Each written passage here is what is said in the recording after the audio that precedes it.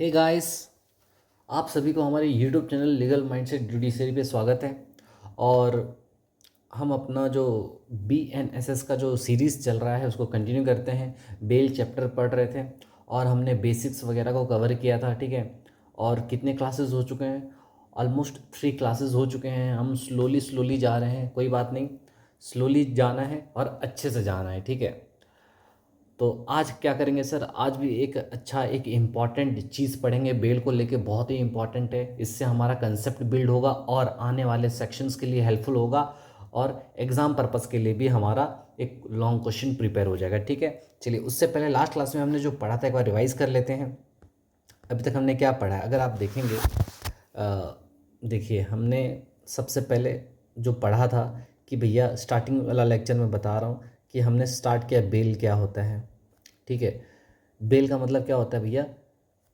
अगर कोई बंदा रिलीज़ हो रहा है, उससे आप क्या कर कर ले रहे हो? सिक्योरिटी ले रहे हो, ठीक है। ताकि वो रिलीज़ तो हो जाए और बदले में कुछ सिक्योरिटी दे दे, और जब भी कोर्ट उसे बुलाएगा वो हाजिर हो जाएगा। ये जनरल मीनिंग था, ठीक है। लेकिन फिर हमने देखा भैया, बेल का मतलब BNSS में क्या है। तो कौन सा डेफिनेशन था, कहाँ पर लिखा गया था? सेक्शन 2 का 1 का B में बेल था, याद है? क्या बोल रहे थे? Release of the accused. उसको release of the accused, accused का रिलीज को ही बोलते हैं बेल। कहाँ से? From the custody of law से, ठीक है, वगैरह वगैरह था। और किस तरीके से रिलीज होता है? बाय एग्जीक्यूशन ऑफ बॉन्ड और बेल बॉन्ड। बॉन्ड या बेल बॉन्ड को एग्जीक्यूट करके ही बेल मिल सकता है। फिर हमने पढ़ा कि भैया, बॉन्ड होता है एक चीज़।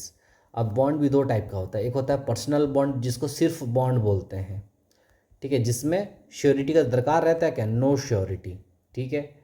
इसमें सिर्फ पर्सनल गारंटी देते हैं, ओनली पर्सनल गारंटी, सिर्फ पर्सनल गारंटी दे दिया, ख़त्म, ठीक है। ये पढ़े थे। इसके बाद हमने पढ़ा था कि भैया, श्योरिटी बॉन्ड क्या होता है, जिसको हम लोग बोलते थे, श्योरिटी बॉन्ड को क्या बोलते थे? इसको बोलते थे हम लोग बेल बॉन्ड। Very good. अच्छा, इसका डेफिनेशन कौन सा सेक्शन में था? सेक्शन 2 का 1 का बेल बॉन्ड का क्या था? डी, याद है? डी का, ये ला डी। और पर्सनल बॉन्ड का क्या था? पर्सनल बॉन्ड का था तुम्हारा, यहाँ पर लिख सकते हैं, सेक्शन 2 का 1 का ई में, ठीक है, याद आ रहा है? ठीक है, ये पढ़े थे। श्योरिटी बॉन्ड मतलब जहाँ पर श्योरिटी होगा और उसमें सिक्योरिटी भी दिया जाएगा, ये पढ़े थे। फिर हम ये पढ़े थे कि सिक्योरिटी में क्या क्या लेंगे। उसके बाद फिर हमने ये पढ़ा कि भैया, श्योरिटी कौन हो सकता है, ठीक है। उसमें एक चीज़ पढ़े, हुसैनरा खातून वर्सेस स्टेट ऑफ बिहार का केस था, जिसमें क्या पढ़े थे कि भैया, श्योरिटी बनने के लिए क्या आपको सॉल्वेंसी सर्टिफिकेट चाहिए क्या? अब नहीं चाहिए। अब क्या चाहिए? अब सिर्फ एफिडेविट से भी काम चल जाएगा। ये वगैरह पढ़े थे, ये सारा चीज़ पढ़ लिए थे। फिर लास्ट क्लास में हमने देखा था ऑफेंसेस को लेके, ठीक है, ये हो गया। फिर हमने देखा था ऑफेंसेस को लेके कि ऑफेंसेस कितने टाइप के होते हैं। बेल चैप्टर के लिए 2 टाइप के ऑफेंस होते हैं, एक होता है बेलेबल और एक होता है नॉन बेलेबल, ठीक है, ये पढ़े थे। बेलेबल मतलब जिसमें बेल आपका क्या है? Bail is the right. आपका बेल क्या है? बेल इज़ द राइट, आपका हक है बेल लेना, ठीक है। और नॉन बेलेबल में और नॉन बेलेबल में क्या होता है? आप bail as a matter of right claim कर सकते हो क्या? नहीं, यहाँ पर हक है, आप बेल ले सकते हो, बट नॉन बेलेबल में आप as a matter of right bail claim नहीं कर सकते।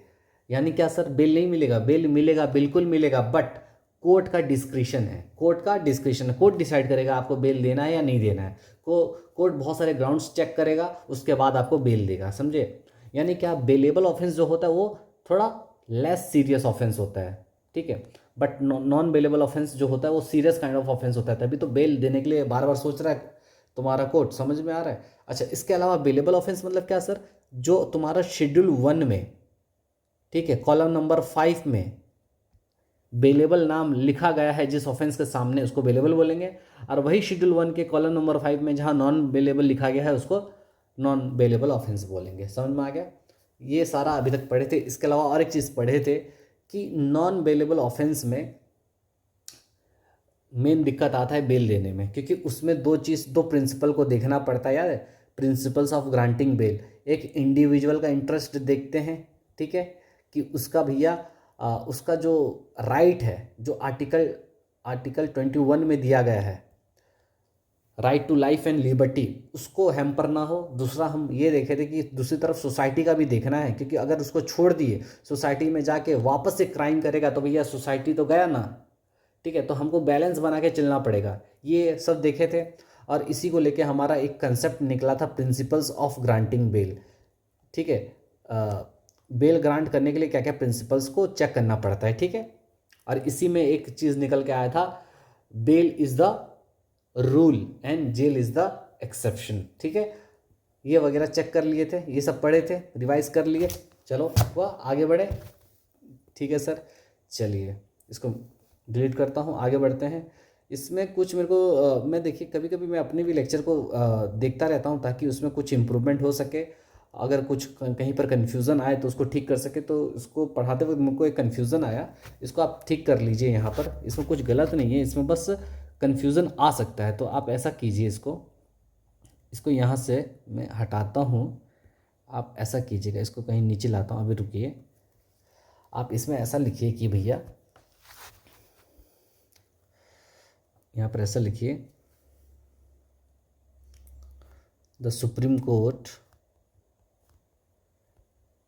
established the principle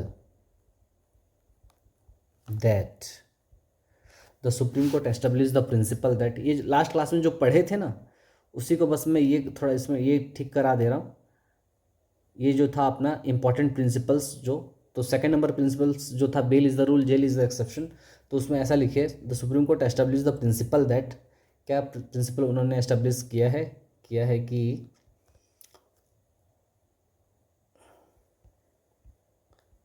the bail is the rule and jail is the exception,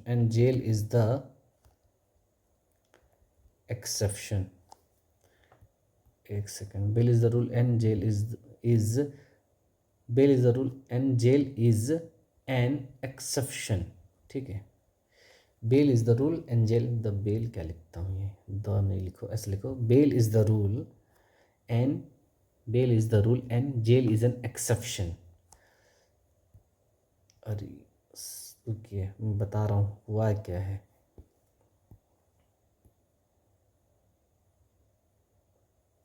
देखिए, bail is the rule jail is the exception मतलब क्या कि भैया बेल आपको देना है और एक्सेप्शनल सर्कमस्टांसेस में ही आप जेल में भेजेंगे एक्यूज्ड को। समझ में आ रहा है? तो ये जो प्रिंसिपल पहली बार कौन दिया, सबसे पहली बार, उसका बारे में हमको लिखना पड़ेगा। So Supreme court establish the principle that bail is the rule and jail is an exception. कौन सा केस में सबसे पहली बार इसको बोला गया था? ये लैंडमार्क केस है, इसमें केस का नाम लिखिएगा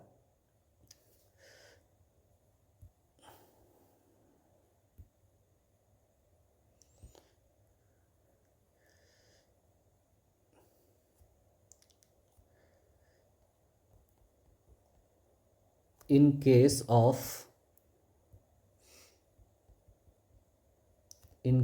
of राजस्थान,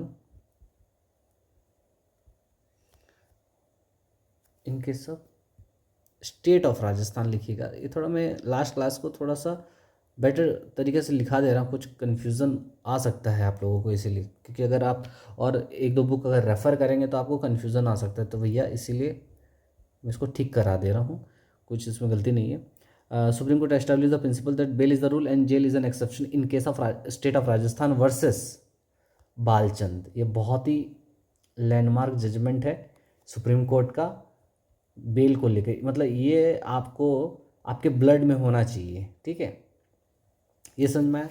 देखिए मैं क्या बोला कि भैया सुप्रीम कोर्ट ने, ठीक है, सुप्रीम कोर्ट 1977 में राजस्थान वर्सेस बालचंद का केस में सुप्रीम कोर्ट ने एक गजब का फ्रेज यूज़ किया, क्या? Bail is the rule and jail is an exception. मतलब होता क्या है कि कोर्ट को जब कभी भी बेल देता है नॉन बेलेबल के केस में, उसको दो चीज़ देखना पड़ता है, क्या? कि भैया एक्यूज्ड का राइट और दूसरी तरफ सोसाइटी का इंटरेस्ट वगैरह देखना पड़ता है, तभी बैलेंस बना के दे सकते हैं। ठीक है, तो 2000 कह रहा हूँ 1977 में सुप्रीम कोर्ट ने बहुत ही एक फेमस लाइन कहा उन्होंने, बहुत ही फेमस जजमेंट दिया, क्या?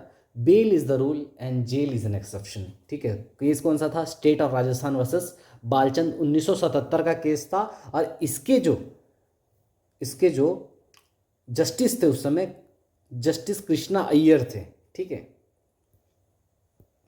और उसी केस में उन्होंने ऐसा कहा कि भैया बेल नॉर्म होना चाहिए और जेल एक्सेप्शन होना चाहिए इसी केस में। और इसी केस के कौन थे? जस्टिस कृष्णा अय्यर। अच्छा, तो सर ये संजय चंद्रा क्या है फिर? अरे भाई, संजय चंद्रा अभी 2012 का केस है, उसमें भी सुप्रीम कोर्ट ने बालचंद वाले जजमेंट को रीइटरेट किया, वापस से वही चीज़ को फॉलो किया, इसका मतलब। ठीक है, तो आप ऐसा लिखिएगा इसको, ये हुआ। ये दूसरा पॉइंट हो गया, इसमें लिख दीजिए। अभी समझ में आया? तो bail is the rule, jail is the exception कौन सा जजमेंट में पहली बार बोला गया था? 1977, state of Rajasthan versus Balchand. State of Rajasthan versus Balchand बहुत ही इंपॉर्टेंट है। ठीक है, अच्छा, कौन जस्टिस थे उस केस के? जस्टिस कृष्णा अय्यर थे, जिन्होंने कहा कि भैया बेल नॉर्म होना चाहिए और जेल एक्सेप्शन होना चाहिए। बेल आपको देना चाहिए और जेल एक्सेप्शनल सर्कमस्टांसेस में जेल में एक्यूज्ड को भरना चाहिए। समझ में आया? अच्छा, इसके अलावा क्या? ये जो संजय चंद्रा का केस है वो क्या है फिर सर? इसके अलावा ये यहाँ पर लिखो, उसके बाद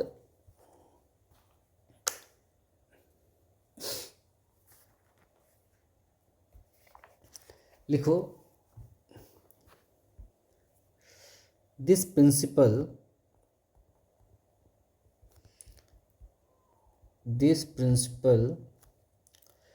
हैज़ बीन repeatedly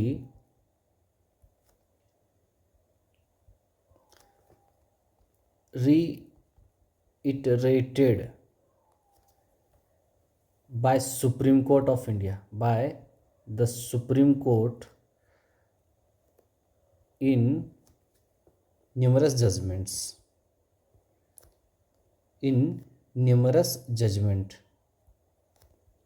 ठीक है, तो यही प्रिंसिपल को सुप्रीम कोर्ट ने बहुत सारे जजमेंट्स में रीइटरेट किया।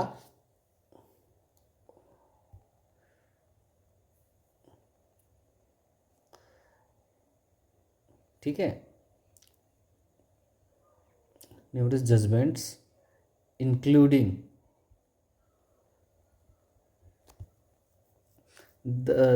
this principle has been repeatedly reiterated by Supreme Court in numerous judgments including उसके बाद ऐसे लिख दीजिए, इंक्लूडिंग कौन सा? ये law case, Sanjay Chandra versus CBI के केस में भी सुप्रीम कोर्ट ने वही चीज़ को वापस दोहराया। ठीक है, इसका मतलब समझे? तो bail is the rule, jail is the exception कौन सा केस में बोला गया था? बालचंद का केस में 1977 का, जिसमें कौन थे? जस्टिस कृष्णा अय्यर। उन्होंने ये कहा कि बेल नॉर्म होना चाहिए और जेल एक्सेप्शन होना चाहिए, और वही प्रिंसिपल को संजय चंद्रा वर्सेस सीबीआई का केस में रीइटरेट किया गया सुप्रीम कोर्ट के द्वारा। बस ये चीज़ था। ठीक है, तो हो सकता था कन्फ्यूजन, इसलिए मैं इसको ठीक करा दिया। अभी आगे चलें। अच्छा, बर्डन ऑफ प्रूफ को लेके फिर पढ़े थे। अगर मान लीजिए बेल कोई बंदे को अगर कोई क्लेम कर रहा है, तो प्रोसिक्यूशन क्या करेगा? वो चाहेगा कि एक्यूज को बेल ना मिले।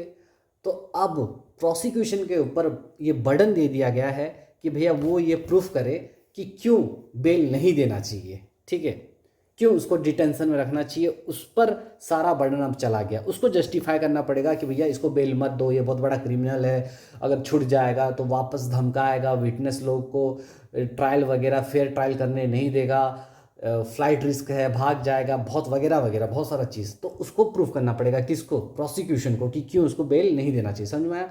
ये पढ़े थे, ये था हमारा बहुत ही important.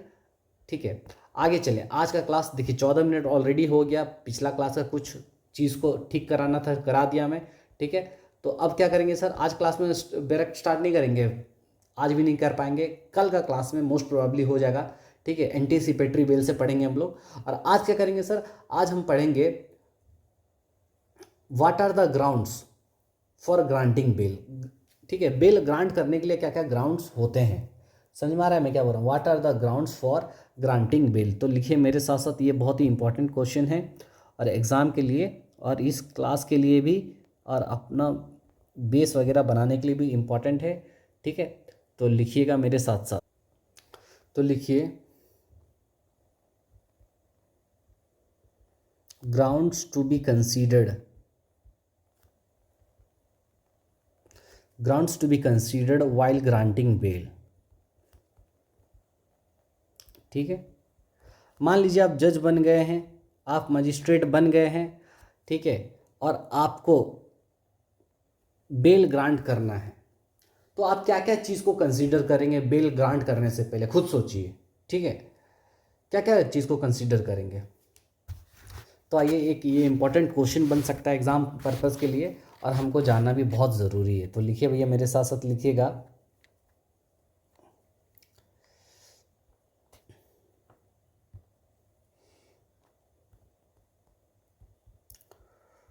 Following are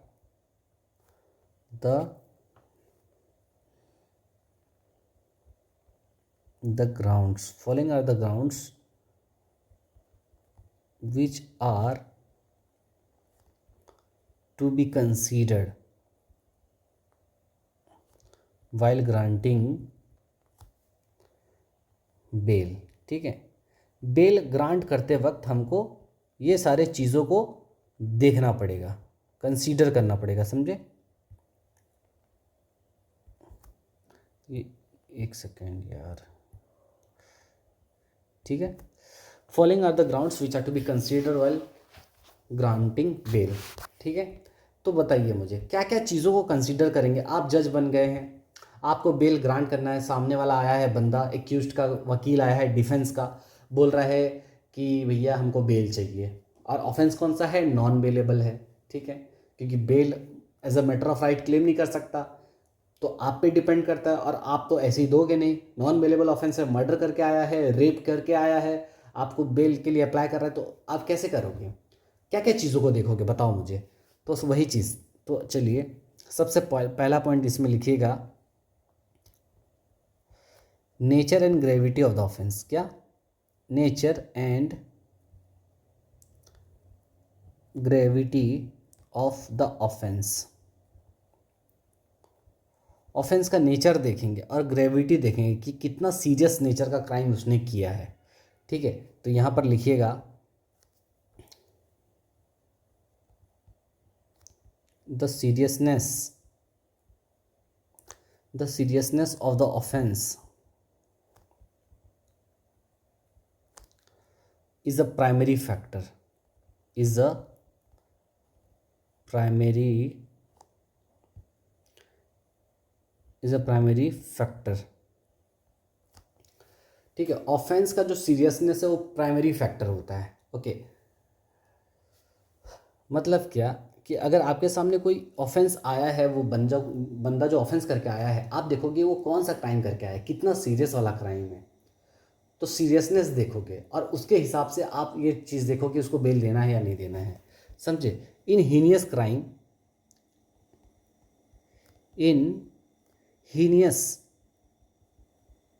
heinous offences, अगर ऑफेंस बहुत हीनियस है, ठीक है,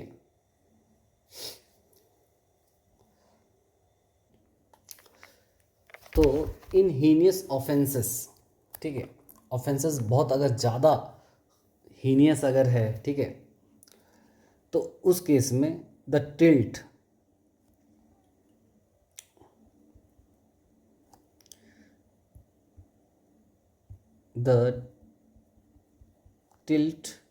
will be towards refusal to bail। ठीक है, कोई बहुत ही गंदा क्राइम किया है, ठीक है, जैसे गैंग रेप हो गया, ठीक है, तो ये जो बहुत ही उसको हिंदी में बोलते हैं जघन्य अपराध, ठीक है, जो बहुत ही वाइल्ड टाइप का जो ऑफेंस करते हैं, ठीक है, तो उस केस में जो हीनियस ऑफेंस होता है, उस केस में आपको क्या करना चाहिए। अगर आप जज हैं तो आप क्या करोगे, आप ट्राई करोगे भैया बेल नहीं देना है, ठीक है, क्योंकि फॉर एग्जांपल कोई सीरियल किलर है, हाँ, बच्चे लोगों को बहुत भयंकर तरीके से बहुत सारे बच्चे लोगों को मारा है, रेप किया, फॉर एग्जांपल कुछ भी, तो उस केस में कोर्ट का जो झुकाव रहेगा वो किस तरफ रहेगा, बेल देने में कि नहीं देने में, मतलब जितना ज़्यादा सीरियसनेस अगर होगा क्राइम का, ठीक है, उतना कोर्ट ट्राई करेगा बेल रिजेक्ट करने का। समझ में आ रहा है क्या मैं बोल रहा हूँ? जी सर।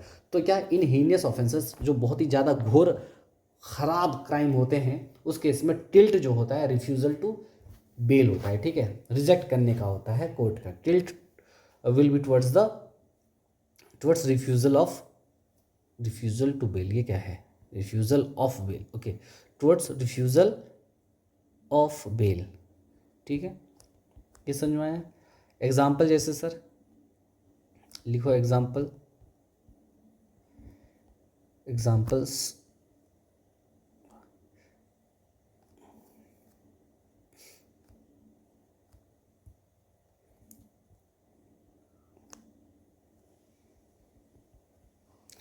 हीनियस ऑफेंसेस में आपका क्या आ जाता है? मर्डर हो गया, ठीक है, रेप हो गया, गैंग रेप हो गया, एसिड अटैक हो गया,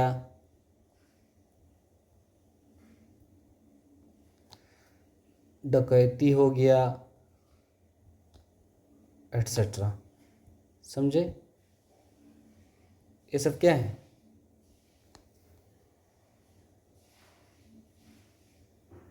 ठीक है, ये समझ में आ गया।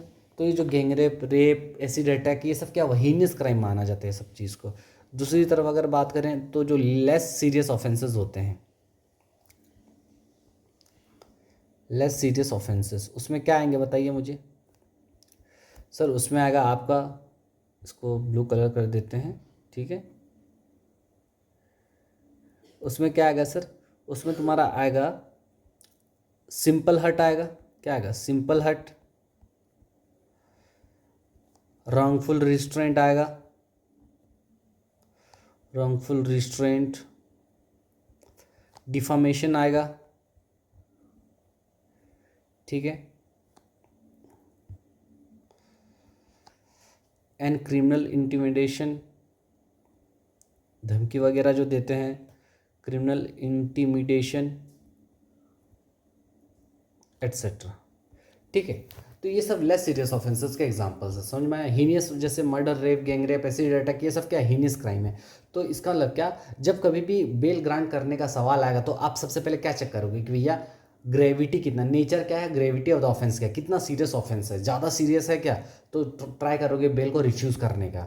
अगर लेस सीरियस है तो आप दे दोगे बेल, ठीक है। अच्छा, इसके अलावा क्या सर? इसके अलावा लिखिए दूसरा नंबर पॉइंट, एक सेकेंड लिखिए। सेकंड पॉइंट है conduct and behaviour of the accused. Conduct and behaviour of the accused. Bell grant करने से पहले आप एक्यूज्ड का कंडक्ट और बिहेवियर नहीं देखना चाहोगे? बिल्कुल देखेंगे सर। तो लिखिए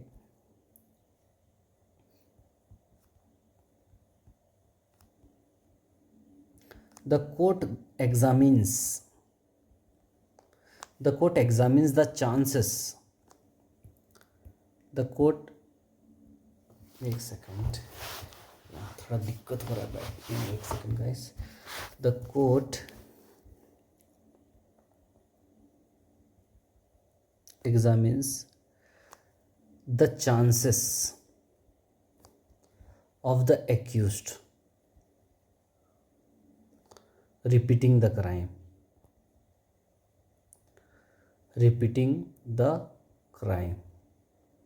क्या बोल रहा है? The court examines the chances of the accused repeating the crime. कितना चांस है कि वापस वो क्राइम करेगा, ठीक है, कोर्ट ये चीज़ चेक करता है। दूसरा द डीमेन्योर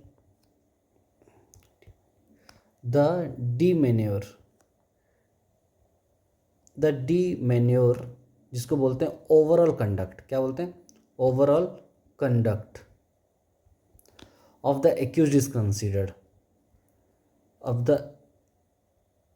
एक्यूज्ड इज कंसीडर्ड। मतलब समझो, इसका मतलब क्या, जो एक्यूज्ड आया है आप उसका कंडक्ट देखोगे, उसका बिहेवियर देखोगे, उसका हाव भाव देखोगे। मतलब क्या सर? फॉर एग्जाम्पल मान लो एक कोई आया है बंदा, कटघरे पे खड़ा है, ठीक है, और किसी का मर्डर किया है फॉर एग्जांपल, ठीक है, किसी का मर्डर किया है वो, ठीक है, किसी का मर्डर कर दिया है ये, और मर्डर करने के बाद कोर्ट के सामने, जज साहब के सामने ये स्माइल दे रहा है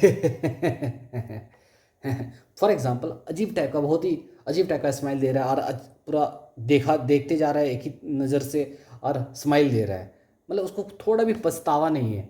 तो समझ रहे हैं, तो वो क्या, इससे क्या पता चल रहा है भैया, उसको क्राइम करके बहुत खुशी मिलता है, फॉर एग्जांपल, समझ रहे हैं, कहीं ना कहीं साइकोपाथ है वो, समझे कि नहीं। तो वही चीज़ मैं कहना चाहता हूँ कि उस केस में क्या होता है ना, तो कोर्ट क्या देखेगा ना, उसका कंडक्ट और बिहेवियर देखेगा। अगर अगर वो बहुत ही बड़ा साइको किलर है, उसका कुछ भी रिग्रेट नहीं है चेहरे पे, ठीक है, तो उस केस में कोर्ट क्या करेगा, उसको रिफ्यूज़ कर देगा उसका बेल। और ये भी देखता है कोर्ट की, वापस अगर इसको छोड़ दिया जाए तो ये क्या वापस क्राइम कर सकता है क्या, रिपीट कर सकता है क्या, उसका चांसेस कितना है रिपीट करने का, ये सारा चीज़ भी देखता है कोर्ट। समझ में आ रहा है? ओके सर, आगे बताइए। ठीक है, चलिए, ये हो गया। नेक्स्ट है आपका एंटीसीडेंट्स। क्या बोलते हैं? एंटीसीडेंट्स।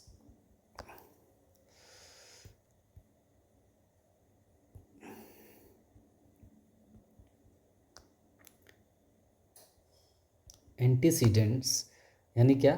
Criminal history. यानी क्या? Criminal history of the accused. Accused का क्रिमिनल हिस्ट्री नहीं देखोगे क्या बिल देने से पहले, कि कितना बार ये आ चुका है जेल में, कितना बार क्राइम कर चुका है, हिस्ट्री देखोगे ही नहीं? बिल्कुल देखेंगे सर। हाँ, तो लिखो, if the accused has past criminal history, if the accused has past criminal history, अगर एक्यूज का मान लीजिए पहले बहुत क्रिमिनल हिस्ट्री रह चुका है, हैबिचुअल ऑफेंडर है वो, हाँ, बार बार जेल उसका आना जाना लगा रहता है, ससुराल बना लिया है वो, तो ठीक है, it weighs against bail, it weighs against bail, तो उस केस में उसको बेल नहीं मिलेगा भैया। ठीक है, यानी क्या, habitual offenders are less likely to be granted bail. इसका मतलब क्या, habitual offenders are less likely to be granted bail। ठीक है, जो हैबिचुअल ऑफेंडर्स हैं, बार बार जेल आना जाना उनका लगा रहता है, ससुराल बना लिए हैं जेल को, तो उन उस केस में उनको बेल देंगे क्या? बेल नहीं देंगे भैया। ठीक है, समझ में आ रहा है? तो एंटीसीडेंट्स देखते हैं, क्रिमिनल हिस्ट्री देखते हैं। समझ में आया? ओके सर, आगे बताइए सर। और कितना है? बारे भाई बहुत है अभी। ठीक है, ऐसी थोड़ी है, आप ऐसी जज थोड़ी बन जाओगे। हाँ, बहुत सारा चीज़ देखोगे कि नहीं। ठीक है, ठीक है, आगे बताइए सर। चौथा है flight risk. Sir flight risk मतलब फ्लाइट में बैठेगा क्या? फ्लाइट रिस्क मतलब भैया भागने का रिस्क। बेल पे छूट के मान लो पूरा फरार हो गया, मिल ही नहीं रहा है, तो वही चीज़। तो लिखो यहाँ पर, the court examines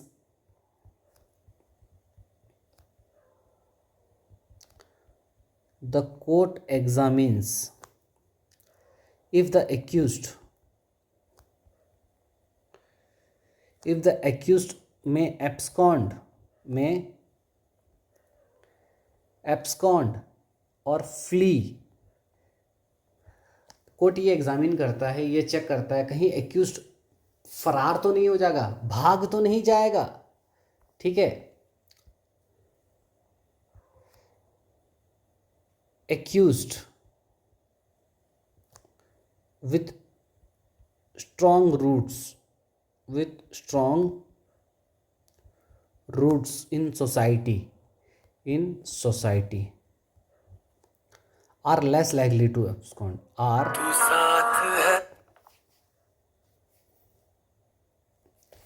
are less likely to accused with strong roots in society are less likely to abscond। ठीक है, less likely to abscond।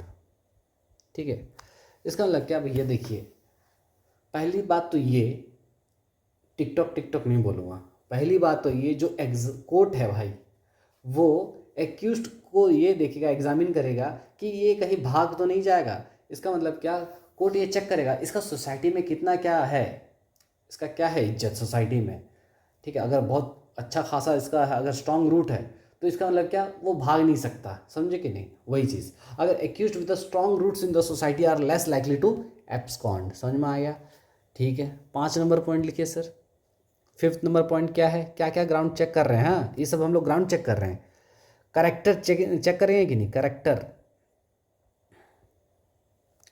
And reputation,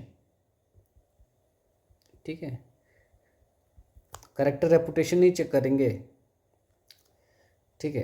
character reputation का मतलब है यहाँ पर करेक्टर विटनेस, क्या है, करेक्टर विटनेसेस, जो जानते हैं आपको, मतलब सोसाइटी में जो लोग आपको जानते हैं, मतलब, ठीक है। तो लिखिए, the court considers,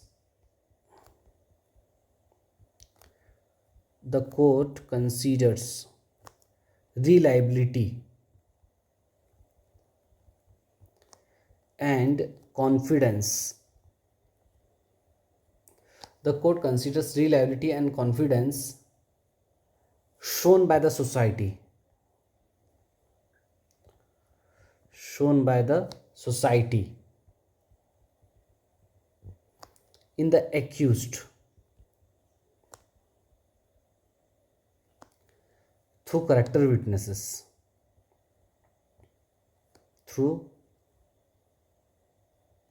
character witnesses, ठीक है। कोर्ट ये भी चेक करता है कि भैया कि जो सोसाइटी में जो लोग हैं, जो आपको जानते हैं, ठीक है, वो कितना आप पे भरोसा करते हैं, कितना कॉन्फिडेंस है आपके ऊपर, ठीक है। आप तो आपका करेक्टर और रेपुटेशन दोनों चीज़ों को देखा जाता है बेल के केस में, समझे कि नहीं, ये सब भी चेक किया जाता है। तो फ्लाइट रिस्क और करेक्टर रेपुटेशन ये तो एक दूसरे से रिलेटेड ही कहीं ना कहीं हो गए, ठीक है। चलिए 6th नंबर पॉइंट लिखिए, ये हुआ 6th नंबर है भैया, probability of conviction, probability of conviction, conviction का प्रोबेबिलिटी चेक करेंगे कि नहीं, कि इस केस में इसका कन्विक्शन होने का कितना चांसेस है। इसको बोलते हैं प्राइमा फेसी केस। क्या बोलते हैं भैया, prima facie, prima facie case. Sir boring लग रहा है बहुत, अरे भाई मेरे, तुमको क्या एंटरटेनमेंट करके दिखाऊं मैं, हाँ। लॉ का पेपर है, इंपॉर्टेंट क्वेश्चन कर रहे हैं, सेक्शंस आएगा नेक्स्ट क्लास से, हाँ। एंटिसिपेटरी बेल पढ़ेंगे, काहे ऐसा हो रहे हो, ठीक है सर, ओके ओके। चलिए, तो अब क्या, probability of conviction, probability of conviction का मतलब क्या है, प्राइमा फेसी केस, ठीक है। कोर्ट ये चेक करेगा कि भैया कि इसको कन्विक्शन होगा, इसका प्रोबेबिलिटी कितना है, समझे कि नहीं। आइए देखते हैं, लिखिए, इसमें लिखिए, if a prima facie, if a prima facie case is made out, ठीक है, and the probability of conviction is high, and the probability of conviction is high, ठीक है। मान लीजिए कोई केस आया आपके सामने, ठीक है, और केस पढ़ते ही आपको लग रहा है अरे भाई यही किया है, ये तो पूरा पता ही चल रहा है कि ये इसको कन्विक्शन हो ही जाएगा, प्राइमा फेसी केस बन रहा है और कन्विक्शन का प्रोबेबिलिटी बहुत ज़्यादा है, पूरा इसको तो कन्विक्शन होगा ही होगा भाई, जज को लग रहा है, आप जज हो, आपको लग रहा है, तो उस केस में आप उसको छोड़ दोगे, बेल दे दोगे क्या, क्या बात कर रहे हैं सर, कैसे देंगे। अगर आप उसको बेल दे दिए जिसमें आपको लग रहा है कि ये तो कन्विक्शन इसको होगा ही होगा, और उस केस में अगर आप बेल दे दिए तो आप उसको क्या बोलते हैं, टॉर्च लेके खोजते जाओगे, नहीं मिलेगा, समझे कि नहीं। तो इसका मतलब क्या, अगर ऐसा हुआ तो होगा क्या, आपका फ्लाइट रिस्क बढ़ जाएगा। प्राइमा के फेसी केस बन रहा है, प्रोबेबिलिटी ऑफ कन्विक्शन अगर हाई है, ठीक है, तो क्या होगा, probability of conviction is high, then tilt towards refusal of bail. Then tilt, ऐसा लिखो, then tilt will be, then the tilt will be towards refusal of bail. समझे?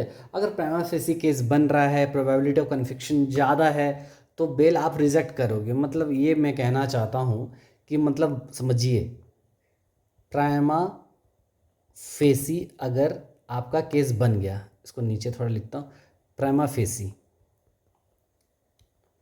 मेड आउट हो रहा है,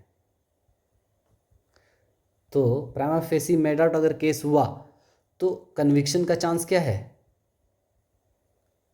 कन्विक्शन चांसेस अगर क्या है, ज़्यादा है, तो क्या हो, कन्विक्शन का अगर चांसेस अगर ज़्यादा अगर हो गया तो टिल्ट क्या होगा, तुम्हारा झुकाव किस तरफ रहेगा ज़्यादा, रिजेक्ट द बेल। समझे? सीधा सा यही हो रहा है ना। प्राइमा फेसी केस अगर बना, कन्विक्शन का ज़्यादा चांसेस लग रहा है, तो बेल रिजेक्ट होगा। इसी का ठीक उल्टा कर दो, प्राइमा फेसी केस नहीं बनता, कन्विक्शन का चांस बहुत कम है, तो आप बेल दे देते। ठीक है, समझ गए सर, समझ गए, समझ गए। आगे बताइए सर। आगे ये है, ये था तुम्हारा 6th number point. 7th number लिखिए, थ्रेट टू विटनेसेस। आपको पता है ये बहुत बड़ा गुंडा है, निकलते ही विटनेसेस लोगों को डराएगा धमकाएगा। ठीक है, तो आप क्या करोगे, मतलब इन्फ्लुएंस करेगा, ये क्या करेगा, इन्फ्लुएंसिंग टेस्टिमनी, टेस्टिमनी को इन्फ्लुएंस करेगा। तो क्या करोगे भैया, तो लिखो द कोर्ट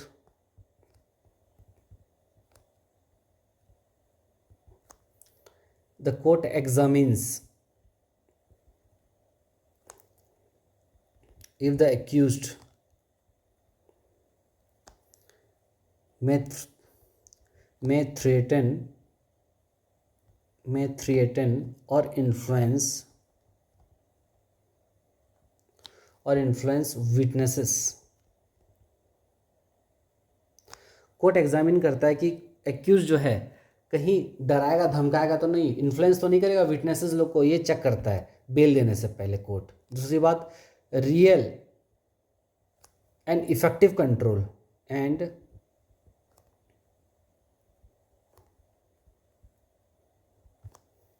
ओवर विटनेसेस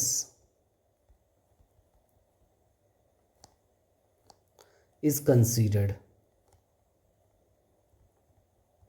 ठीक है, तो देखा जाएगा भैया आपका कितना इफेक्टिव कंट्रोल है। ठीक है, अगर कंट्रोल आपका ज़्यादा है तो आप उस केस में आपको नहीं छोड़ेंगे, ऑब्वियसली रिजेक्ट कर देंगे।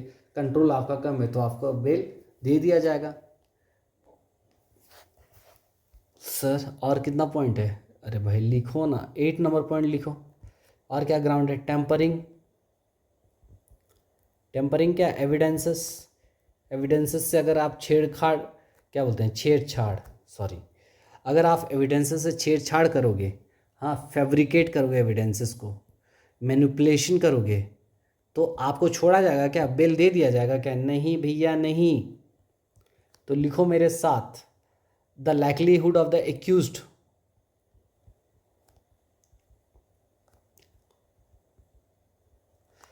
the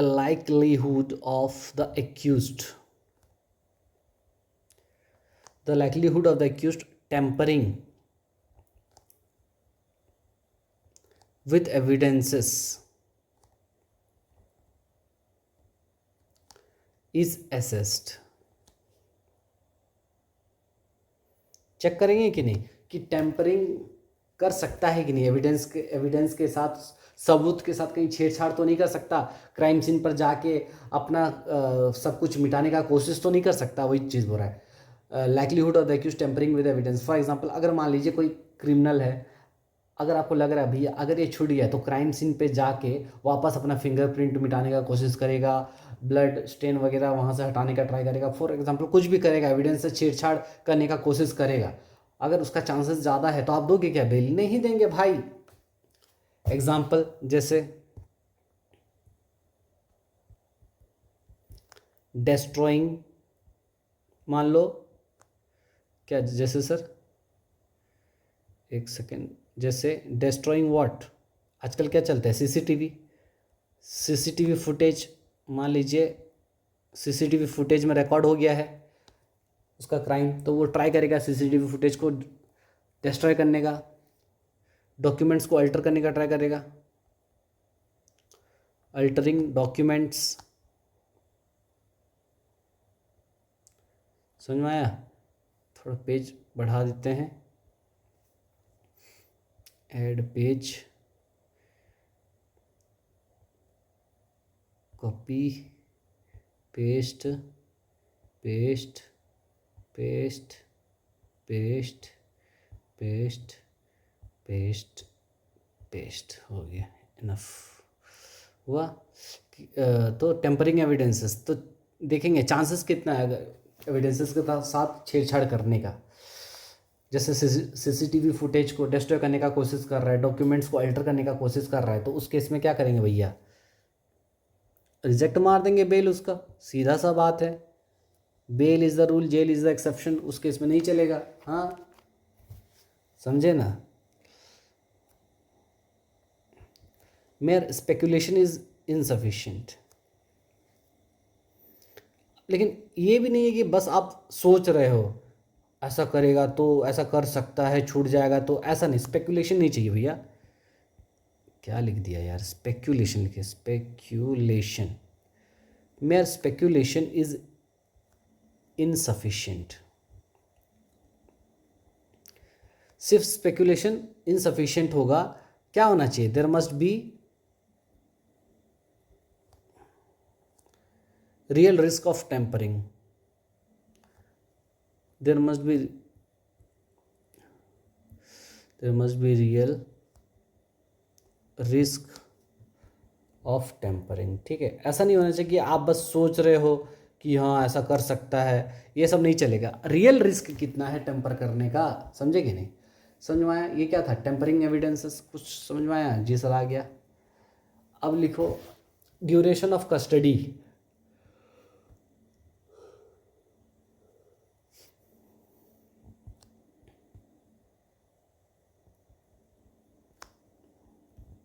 duration of custody,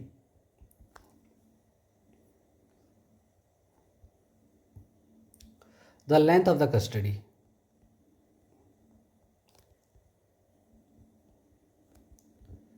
the length of the custody undergone by the accused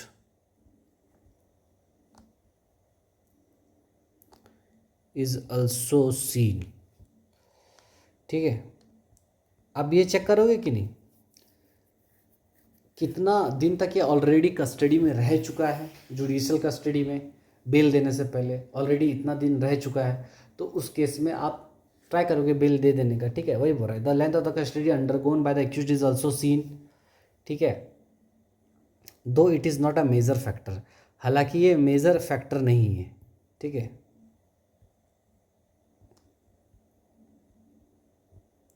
दो it is not a major factor, it is not a major factor, लेकिन ये बड़ा फैक्टर नहीं है बेल देने का। समझे कि नहीं? समझे? अच्छा, इसको थोड़ा ठीक करते हैं।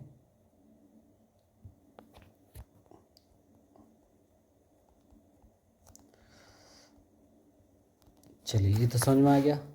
10th नंबर पॉइंट क्या है सर? 10th नंबर पॉइंट लिखिए,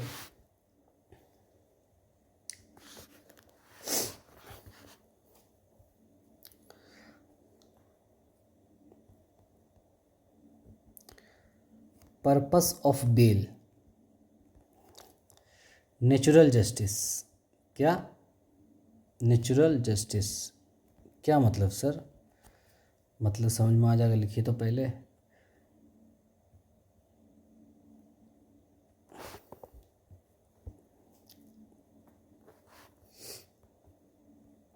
पर्पस ऑफ बेल क्या होता है? Bail is Indeed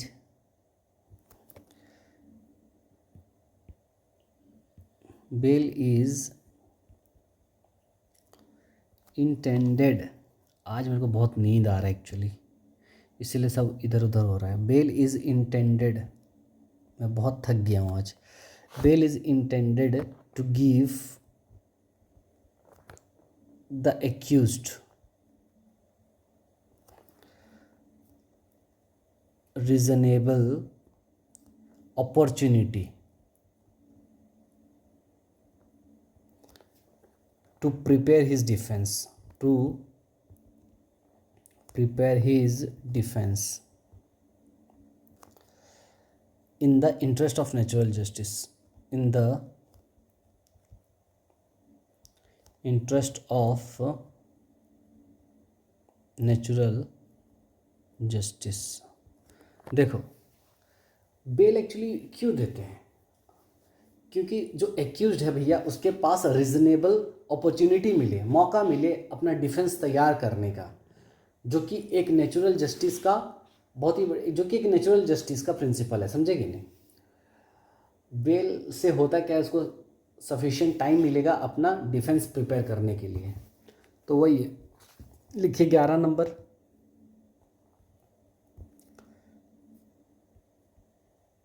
occupation of the accused.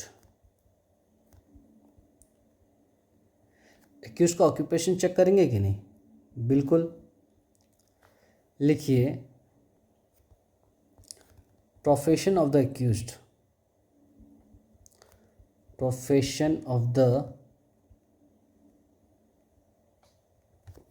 Accused may be relevant। तो उनका प्रोफेशन रेलिवेंट हो सकता है एक्यूज्ड का। एग्जाम्पल जैसे डॉक्टर्स और प्रोफेशनल्स may be treated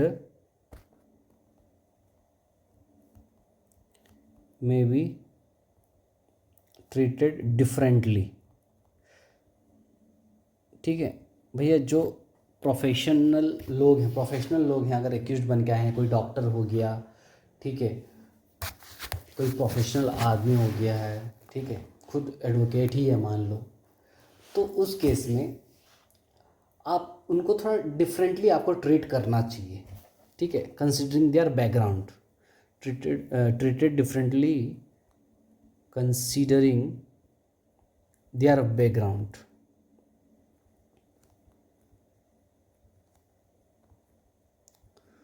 ठीक है, उनका बैकग्राउंड आपको चेक करना चाहिए, समझे? तो वही है, प्रोफेशन को थोड़ा आप रेलिवेंट मानोगे, थोड़ा सा तो अलग से डिफरेंट ट्रीटमेंट देना चाहिए आपको, ठीक है। तो ये है तुम्हारा ऑक्यूपेशन ऑफ द एक्यूज्ड हुआ। और क्या है? लिखो सोशियो इकोनॉमिक स्टेटस। सर ख़त्म नहीं होगा क्या? हो जाएगा भाई, ज़्यादा नहीं है। सोशियो इकोनॉमिक स्टेटस, ठीक है, सोसाइटी में और इकोनॉमिकली उसका क्या स्टेटस है, दोनों, पैसा और रुतबा, है ना? तो वही चीज़ देखोगे। If N accused of high socio economic status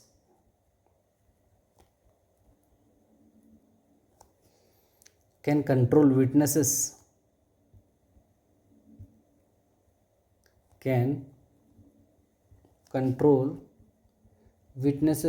क्या ये कंट्रोल कर सकते हैं विटनेसेस को? और has high chances of absconding. ठीक है, जो मान लो जिस बंदे का सोसाइटी में बहुत ही ज़्यादा रुतबा है, नाम है, ठीक है, और वीकनेसेस लोगों को कंट्रोल करने का ज़्यादा उसके पास कंट्रोल कर सकता है, ठीक है, या फिर ज़्यादा उसका भागने का चांस है, ठीक है, तो उस केस में क्या होगा, आप रिजेक्ट कर दोगे सीधा सा बेल। समझ में आ रहा है कि नहीं? बेल इज़ रिफ्यूज्ड, उस केस में आप क्या करोगे? बेल इज़ रिफ्यूज्ड, रिफ्यूज्ड मारोगे भाई, ठीक है। तो सर सोशियो इकोनॉमिक स्टेटस अगर बड़ा है तो बेल रिफ्यूज़ क्यों करेंगे सर? सोशियो इकोनॉमिक स्टेटस बड़ा है ना, कहाँ भागेगा वो? अरे भाई मान लो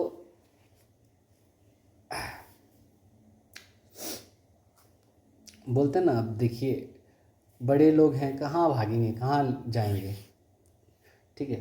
तो अरेस्ट होने से पहले वो लोग कहीं भी भाग सकते हैं ना, अरेस्ट होने के बाद ना नहीं जाएंगे। लेकिन मान लो अरेस्ट अभी तक हुए नहीं है तो चांसेस है ना भाग भाग जाने का। तो वही बोल रहा है कि सोशियो इकोनॉमिक स्टेटस क्या बोल रहा है कि if an accused of the high socio economic status can control witnesses, जिसका सोसाइटी में और पैसा दोनों मामले में ज़्यादा, जिसका स्टेटस सही है, पैसा वाला है, सोसाइटी में इज्जत भी है और विटनेसेस लोगों को कंट्रोल करना भी जानता है, तो और या फिर उसका भागने का भी चांस ज़्यादा है, तो उसका बेल रिफ्यूज़ कर देंगे, ठीक है। चलिए और क्या सर, लिखिए 13 number point, age, gender, health and pregnancy, ठीक है। Age, gender, health and pregnancy, ये चारों चीज़ों को आप इम्पोर्टेंस दोगे कि नहीं, प्रायोरिटी दोगे कि नहीं बेल देते वक्त? एज चेक करोगे कि ज़्यादा बुढ़ा है, जेंडर देखोगे, छोटा लड़की है, उसका कंडीशन, हेल्थ कंडीशन ठीक नहीं है, प्रेग्नेंट वुमेन है फॉर एग्जांपल, ऐसा। तो आप लिखो special consideration, special consideration is given to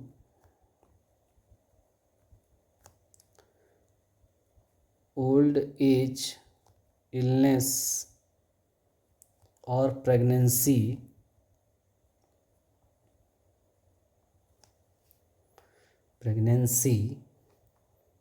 favouring bail, ठीक है। तो ये सब क्या करता है, ये सब बेल को फेवर करते हैं, फेवरिंग बेल, समझे। 14 नंबर पॉइंट लिखो और इसको ख़त्म करते हैं भाई। मैं भी अब थक चुका हूँ, फाइनली सर ख़त्म हुआ। Merits of the case. अच्छा मुझे बताओ, आप बेल, आपके पास एप्लीकेशन आया, बेल एप्लीकेशन, तो आप क्या मेरिट्स चेक करोगे क्या? Merits of the case, case का मेरिट्स देखोगे क्या? इसमें कौन सही है, कौन गलत है, ये सब चेक करोगे क्या? नहीं भाई नहीं, आपको डिटेल में जाना है क्या? नहीं जाना है, समझे कि नहीं? सो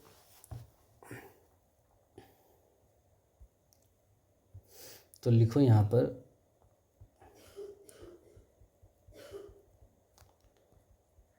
while deciding bail the court must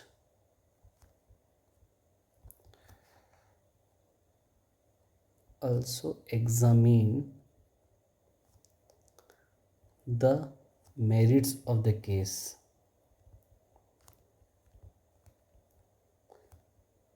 ठीक है। while deciding bail the court must also examine the merits of the case in a limited manner। oh my god, limited manner में देखना है मेरिट्स को, ऐसा नहीं कि आप डिटेल में घुस गए। Not a detailed trial, not a detailed trial, आपको ट्रायल वहीं पर नहीं चला देना है, डिटेल्ड ट्रायल, समझे। जब कभी भी बेल एप्लीकेशंस को हम लोग कंसीडर करेंगे तो हमको मेरिट्स पे नहीं जाना है केस का, ठीक है। डिटेल्ड पूरा ट्रायल ही चला दे रहे हैं, ऐसा नहीं, ठीक है, समझे। तो ये है, तो ये 14 पॉइंट्स हैं जो कि इम्पॉर्टेंट हैं और जो आपको देखने चाहिए while granting bail to the accused. तो जब कभी भी आप बेल ग्रांट करते हो तो आपको ये पॉइंट्स का ख्याल रखना चाहिए। तो चलिए एक बार रिवाइज कर लेते हैं पॉइंट्स के हिसाब से। बस पहला है nature and gravity of the offence. Offence अगर ज़्यादा ग्रेव है, सीरियस है, तो देंगे क्या बेल? नहीं देंगे। कम सीरियस है तो दे देंगे। Conduct and behaviour of the accused का बिहेवियर देखना पड़ेगा कि वापस रिपीट तो नहीं कर सकता क्राइम को, या फिर उसका हाव भाव से क्या लगता है, हाव भाव से उसको थोड़ा भी पछतावा नहीं है, बेल देंगे क्या? नहीं देंगे। एंटीसीडेंट्स, क्रिमिनल हिस्ट्री बहुत रह चुका है, बार बार आना जाना करता है जेल, दे देंगे क्या? नहीं देंगे। तो टिल्ट क्या रहेगा? नहीं देने का मतलब रिफ्यूज़ कर देंगे। हैबिचुअल ऑफेंडर है, रिफ्यूज़ कर देंगे बेल, मतलब कर देंगे मतलब सीधा ऐसा नहीं, ज़्यादा चांसेस से रिफ्यूज़ल हो जाएगा। फ्लाइट रिस्क, अगर कोई एक्यूज का भागने का चांस ज़्यादा लग रहा है इंडिया से, भाग जाएगा, वो आएगा ही नहीं, तो बेल उसका रिफ्यूज़ होने का ज़्यादा चांस है। करेक्टर रेपुटेशन देखेंगे कि नहीं, कि उसका सोसाइटी में क्या रेपुटेशन है, करेक्टर कैसा है, ज़्यादा लोग उस पर विश्वास करते हैं या नहीं करते हैं, ये सारी चीज़ों को भी देखना पड़ता है बेल देने से पहले। प्रोबेबिलिटी ऑफ कन्विक्शन का चांसेस कितना है, क्या प्राइमा फेसी केस बन रहा है क्या? अगर केस बन रहा है, कन्विक्शन पे ज़्यादा चांस है, तो ये भाग सकता है, और भागने से क्या होगा? रिफ्यूज़ करेंगे बेल उसका। ठीक है। विटनेसेस लोग को डरा धमका सकता है क्या निकल के? बिल्कुल, अगर कर सकता है ऐसा तो भैया बिल रिजेक्ट करो। लेकिन ये सब हमको बस स्पेकुलेशन लगाना है कि सच में देखना है, सच में रियल में देखना है। टेम्परिंग एविडेंसेस, क्या बाहर निकल के एविडेंस के साथ छेड़खानी कर सकता है क्या? बिल्कुल करेगा, तो रिफ्यूज़ कर सकते हैं बेल। सीसीटीवी फुटेज डिलीट कर दिया। अच्छा, duration of the custody, already बहुत, मान लो 3 साल का सज़ा है, ठीक है, 1.5 साल, 1 साल ऑलरेडी काट चुका है, ठीक है, मान लो 6 महीना काट चुका है, तो भैया ऑलरेडी बहुत 6 महीना काट चुका है, तो उस केस में और अभी तक कुछ भी प्रूव हो नहीं पाया है, ट्रायल चल रहा है, तो उस केस में क्या करेंगे? कर देंगे भैया, दे देंगे बेल। ठीक है। Purpose of bail, natural justice के लिए भी कभी कभी बेल देना पड़ता है, क्योंकि सामने वाला डिफेंस के लिए प्रिपेयर हो सके, ठीक है, रीजनेबल अपॉर्चुनिटी मिल सके। फिर एक्यूज का ऑक्यूपेशन चेक करेंगे कि नहीं, कि बैकग्राउंड क्या है उसका, कोई डॉक्टर है क्या, कोई वकील है क्या, ठीक है, तो ये सब चीज़ चेक करेंगे। समझ में आ रहा है? बेल देने से पहले, क्योंकि अगर कोई डॉक्टर है तो हो सकता है कि भैया वो बहुत लोगों का इलाज करता हो, हार्ट पेशेंट लोगों का इलाज, सर्जरी करता हो, बहुत ही मतलब, तो उस केस में तो बेल उसको देना पड़ेगा ना, क्योंकि सोसाइटी में उसका ज़रूरत है उसको। For example socio economic status भी वही उसी से रिलेटेड है तुम्हारा। ठीक है। एज, जेंडर, हेल्थ, प्रेगनेंसी, ये सबको देखेंगे कि नहीं? कोई अगर महिला प्रेग्नेंट है तो उसको बेल देने का ट्राई कर सकते हैं, हाँ ठीक है, छोड़ देंगे। हेल्थ देखेंगे कि नहीं, जेंडर देखोगे कि नहीं, एज देखोगे कि नहीं, कोई बुढ़ा आदमी है बेल के लिए अप्लाई किया है, तो भैया उस केस में तो आप ट्राई करोगे देने का ही।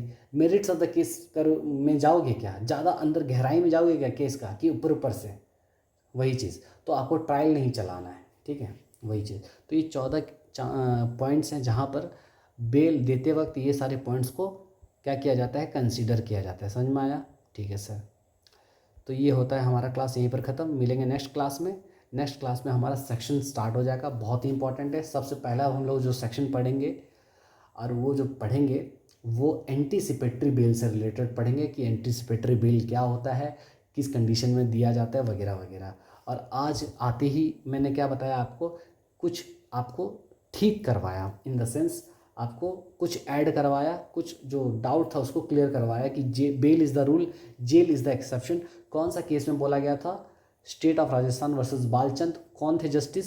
जस्टिस कृष्णा अय्यर थे। उन्होंने ही कहा था कि बेल नॉर्म होना चाहिए और जेल एक्सेप्शन होना चाहिए, और वही प्रिंसिपल को बाकी सुप्रीम कोर्ट ने बहुत सारे क्या किए, केसेस में रीइटरेट किए। उसी में से और एक केस था संजय चंद्रा का, उसमें भी सुप्रीम कोर्ट ने सेम बात कहा था। ठीक है, चलिए मिलते हैं नेक्स्ट क्लास में। तब तक के लिए बाय, टेक केयर, और इसको अच्छे से लिख लीजिएगा, और मिलेंगे नेक्स्ट क्लास में भाई। तब तक के लिए बाय, टेक केयर। मैं हूँ आपका दोस्त सैम, और पढ़ते रहिए।